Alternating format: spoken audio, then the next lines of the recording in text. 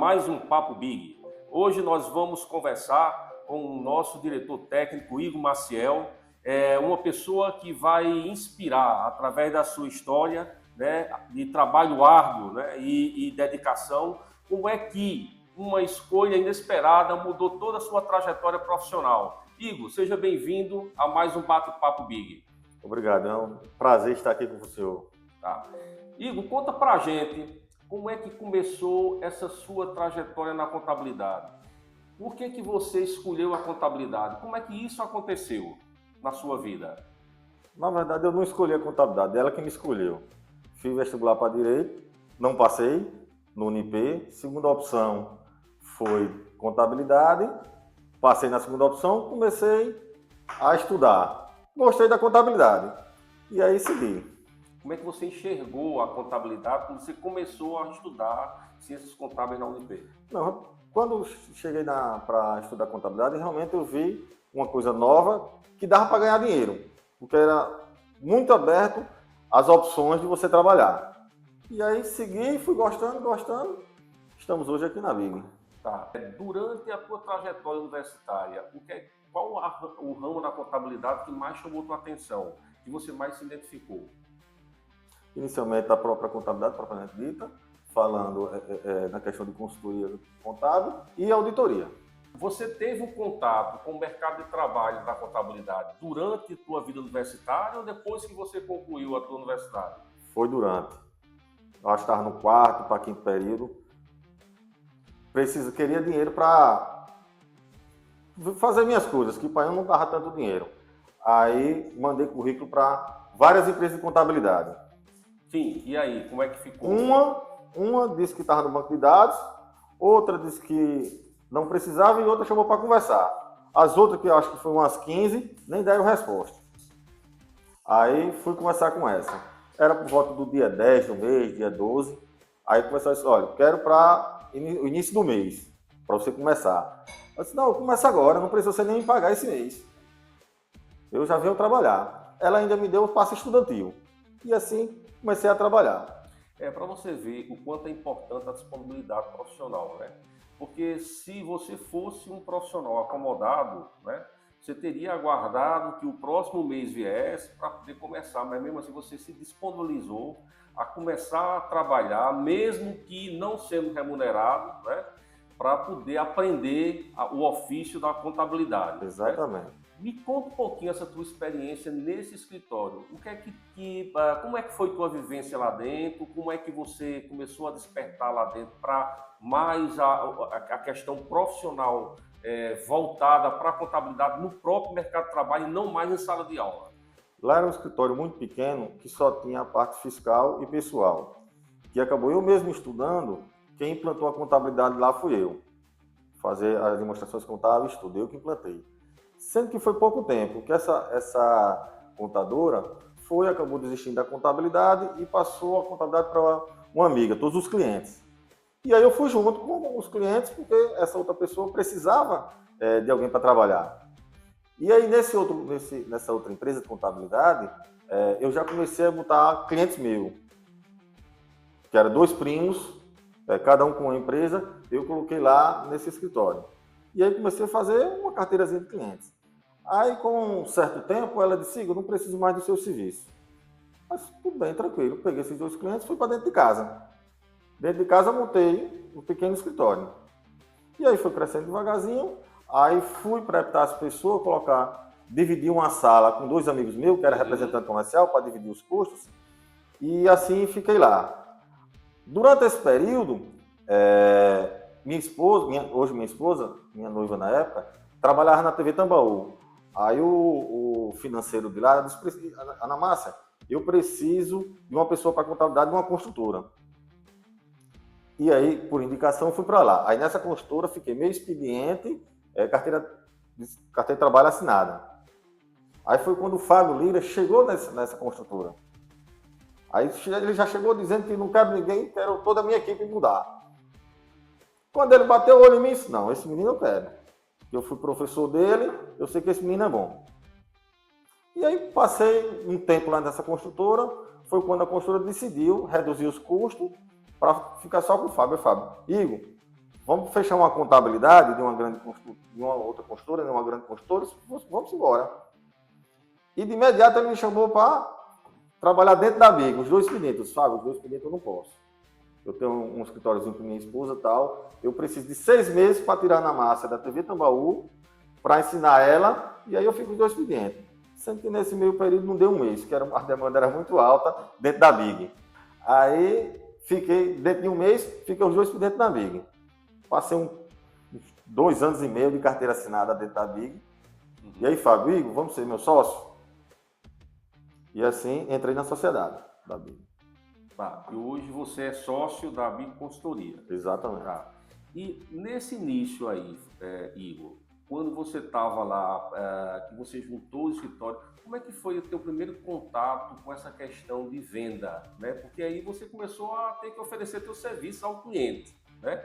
Como é que foi essa tua experiência de agir como contador, empreendedor e também vendedor? Porque você passou a vender seu serviço, né? Como é que foi essa tua experiência de fazer o contato, de oferecer teu produto, de captar, prospectar o cliente e captar o cliente? Nesse primeiro momento, como eu sempre tive alguma coisa em paralelo, trabalhar na construtora, trabalhar no escritório, eu nunca cheguei para me vender, sempre foi por indicação.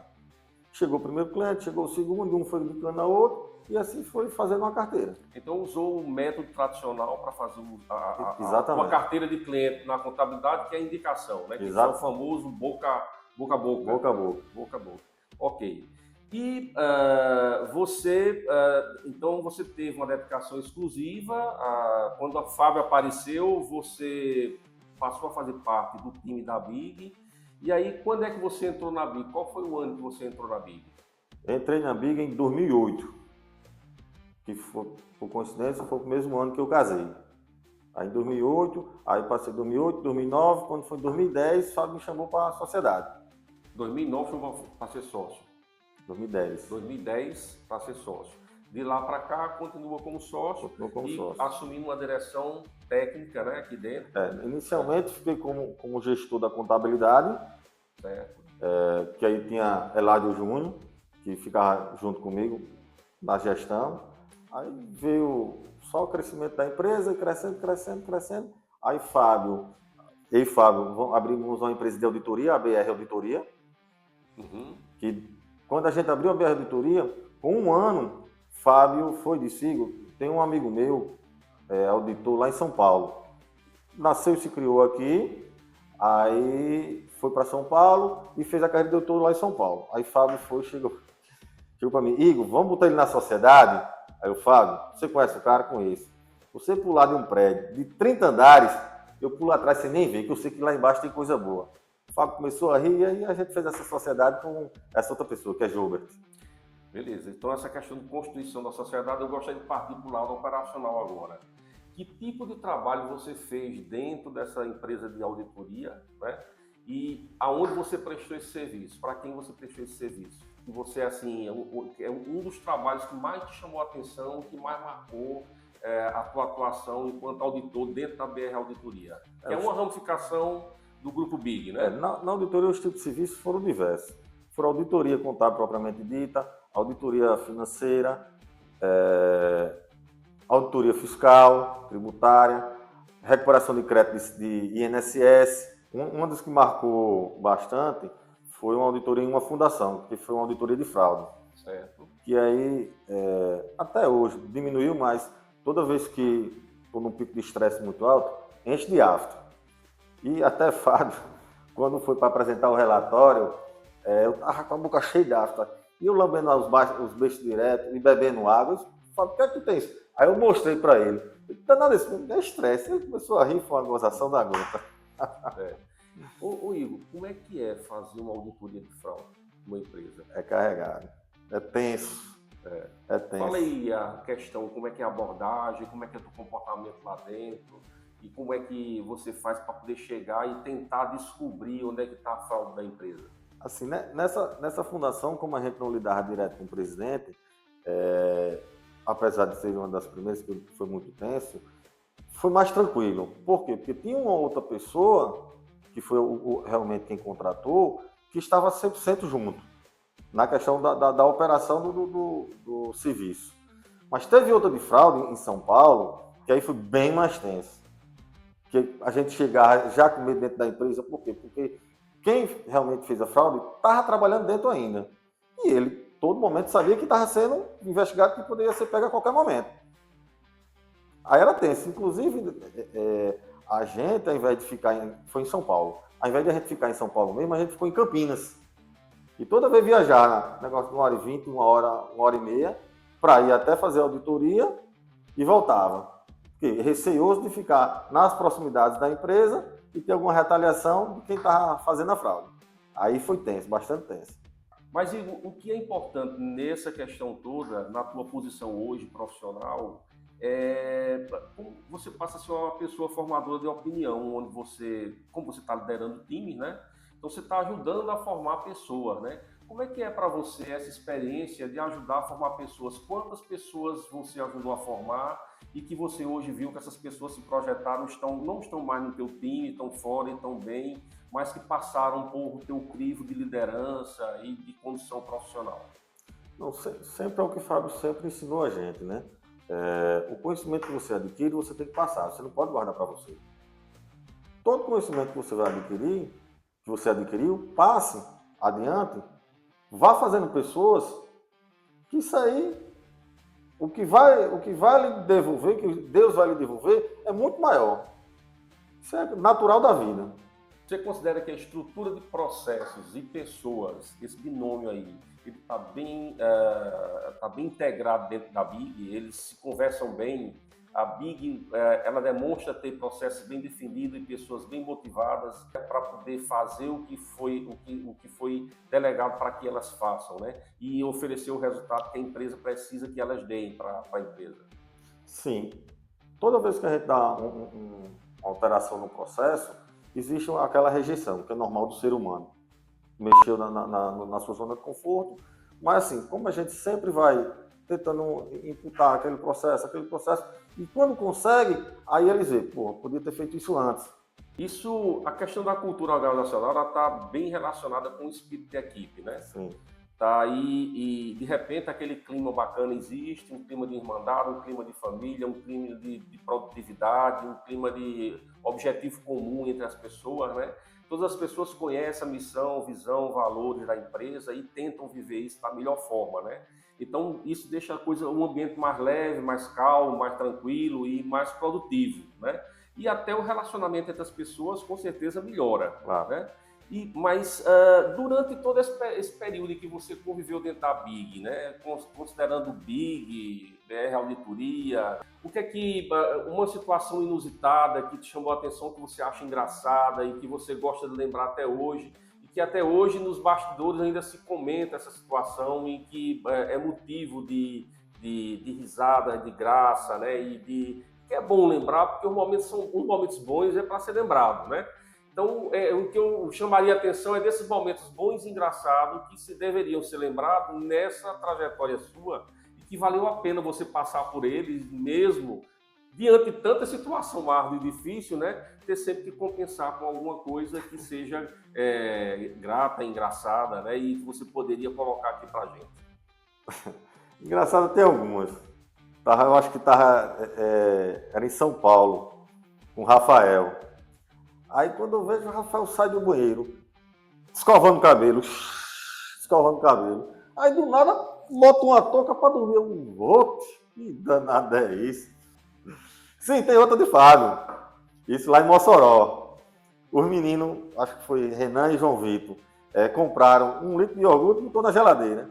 Do nada, Fábio mete a mão na geladeira, senta no sofá, toma o iogurte dos meninos tudo na boca. Muito bom lembrar desses tempos, né? Desses momentos que são marcantes aí, que de certa forma são engraçados, né? Então, vale a pena lembrar, porque faz parte da vida também, não só o trabalho árduo, mas os momentos que se diverte. Então, voltando lá em 2019, você decidiu dividir a responsabilidade entre BIG e BR com o Fábio. Como foi que essa decisão alterou como foi que essa decisão alterou a sua rotina de visão do futuro? Rapaz, nessa decisão foi N fatores. Como eu e Fábio viajava demais, muito mesmo, passava uma semana fora, final de semana em casa, outra semana fora, só passava em casa final de semana. E minha esposa vivia reclamando e orando.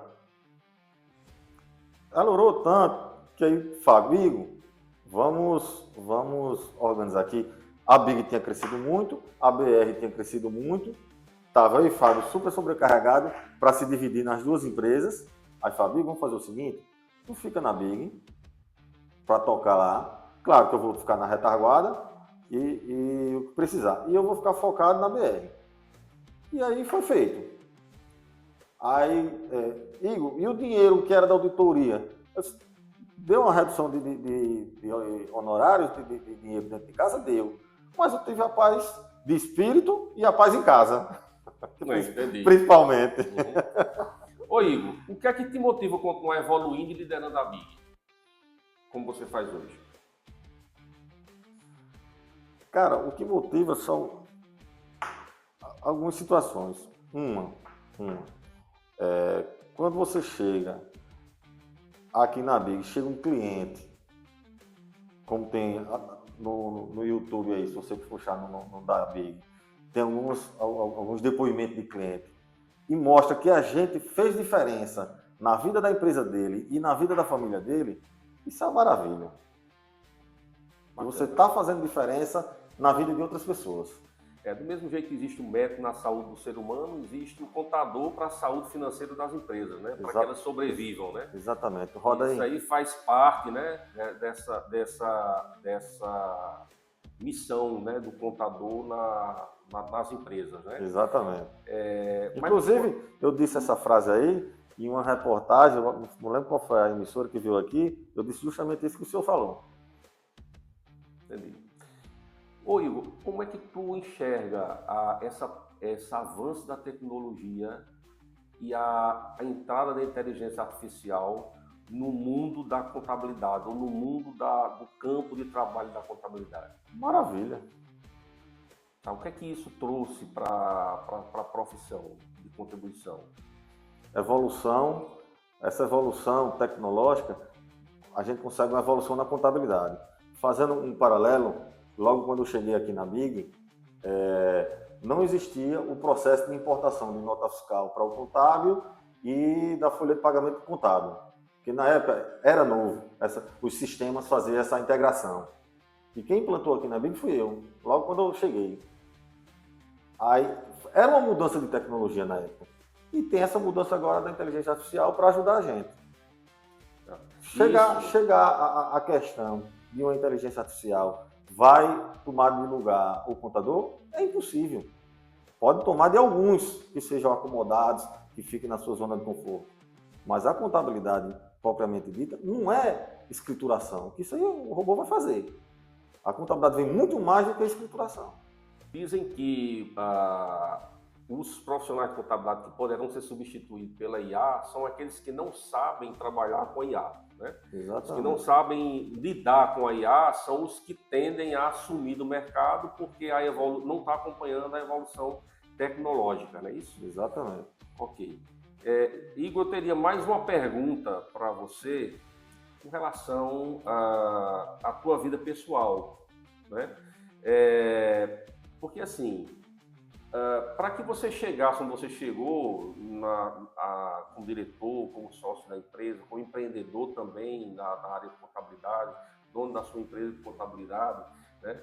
E abraçando toda eu diria que toda essa rotina pesada e árdua, né, de um contador, de lidar com a legislação, de lidar com a pessoa, de lidar com o cliente, de lidar com... Você vai dormir de um jeito, a legislação acorda está de outro, e você tem que se adaptar a isso tudo. É uma carga de estresse muito alta, né? Como é que fica a família versus o trabalho nesse contexto aí para você? Já foi mais complicado. Inclusive, vou contar um episódio aqui, eu acho que boa parte já sabem. Na pandemia, que hora em hora mudava um decreto, e a gente descobriu que um ex-funcionário deixou um gargalo muito grande, e aí na pandemia eu começava a trabalhar de 5 horas da manhã, largava de 10 da noite. E ainda fiz uma plantação de feijão lá no sítio. Esse período todinho, que era para tirar o estresse. Claro que a pandemia foi um período de tempo, mas de uma forma geral, essa mudança de legislação, tudo, eu costumo sempre acordar cedo, estudo cedo, vou para a academia cedo. E aí, de noite, final de semana, hoje é com meus meninos e a mulher. Não largo mais isso. Então você tinha um tempo destinado para eles, né? Sim. Tá. Como é que eles te enxergam, Igor? Enquanto pai de família, enquanto profissional, enquanto mantenedor, enquanto, né, amigo, né, companheiro, né, no caso da esposa, etc. Como é que eles te enxergam? Eu acho que eu sou um bom pai, um bom esposo. Acredito que sim. E partindo para o lado saindo da família agora, né? Porque aí a gente, quando está no meio social, a gente também tem que se relacionar com pessoas. São pessoas que são mais próximas, você falou muito bem aí, sempre citou mais uma vez o nome de Fábio.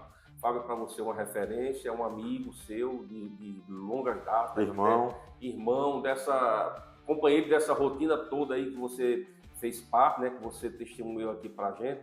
Mas teve mais alguma outra pessoa, outro amigo que é importante na tua vida, em que você gosta de conversar, que é amigo para toda hora você chegar lá e de contar teus problemas e de escutar o problema também do cara e tal? Há uma pessoa que seja importante para você ou que você acha que seja importante para ela? É Michel, que vez ou outra, aqui em João Pessoa, eu ainda sento com ele, converso com ele.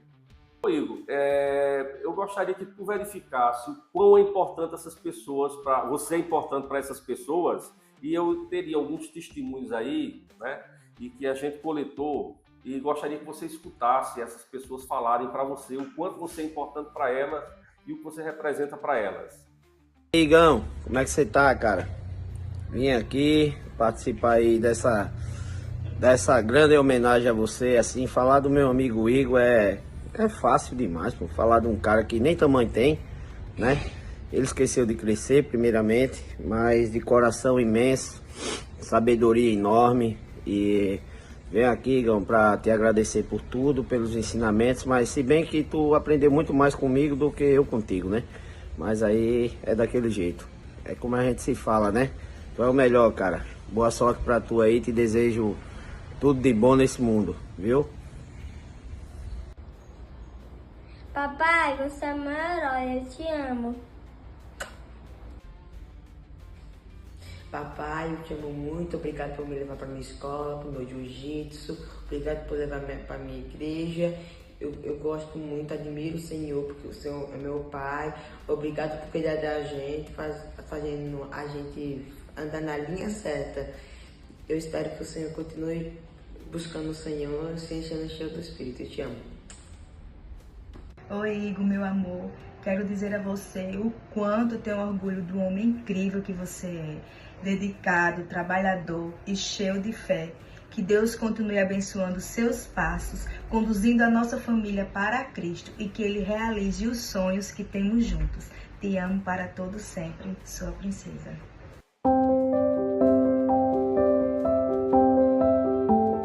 Foi muito bom ter você aqui com a gente, né? Estamos chegando ao final de mais um bate-papo Big, né? E foi muito importante para a gente ter você aqui. Não foi importante, mas como é importante ter você conosco, fazendo parte desse time, dessa empresa, dessa família.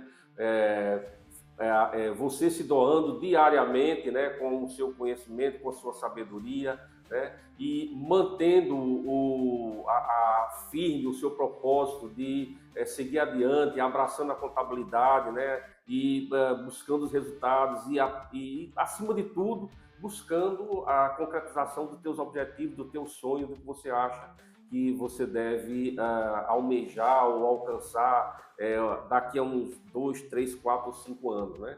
Então, essa trajetória é uma trajetória muito rica de experiência e eu perguntaria mais uma vez a você, que mensagem você deixaria para quem está te ouvindo agora? Seguinte, Contabilidade é muito mais do que números. É propósito de você ajudar empresas, ajudar famílias, ajudar, em geral, pessoas. Contabilidade é isso, não é só você mostrar números e mostrar números também ao governo. São pessoas. Bom, estamos chegando a mais um fim de um bate-papo Big, né? E gostaria muito de agradecer ao Igor pela sua participação e por ter passado para nós a sua exemplar trajetória e inspiradora trajetória para tantas pessoas que poderão assistir esse bate-papo. Né? Agradecemos também aos nossos patrocinadores, né? A Boa do Brejo é uma das cachaças mais importantes produzidas aqui no estado da Paraíba, de renome internacional. E aí, Igor, eu gostaria de passar para você um brinde para que você prove desse produto de excelência, né, no nosso fabricado e produzido na cidade de Areia, no estado da Paraíba. Muito obrigado.